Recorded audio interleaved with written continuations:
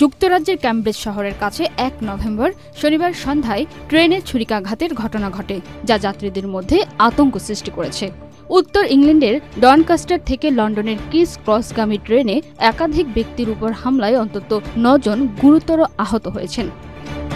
Police ঘটনাস্থল থেকে সন্দেহভাজন দুজনকে আটক করেছে। ব্রিটিশ প্রধানমন্ত্রী কিয়ার স্টারমার ঘটনাকে ভয়াবহ ও গভীর উদ্বেগের হিসেবে উল্লেখ করেছেন। তিনি বলেন, এই ধরনের হামলা আমাদের সমাজের জন্য একটি গভীর সতর্কবার্তা। ব্রিটিশ পরিবহন পুলিশ জানিয়েছে, সন্ত্রাসবিরোধী ইউনিট হামলার তদন্তে যুক্ত হয়েছেন। চিফ সুপারিনটেন্ডেন্ট ক্রিস কেসি বলেছেন, আমরা ঘটনা নিয়ে জরুরি তদন্ত চালাচ্ছি। এখনই অনুমান বা মন্তব্য করা ঠিক হবে না। স্থানীয় পুলিশ জানায়, সন্ধ্যা ৭টা ৩৯ ছুরিকাঘাতের খবর আসে। সশস্ত্র পুলিশ দ্রুত ট্রেন থামিয়ে ব্যবস্থা নেন।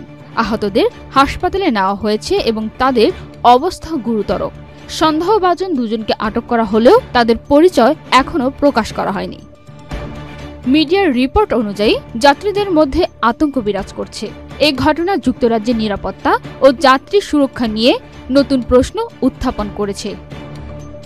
পান্না আক্তার, চ্যানেল আই।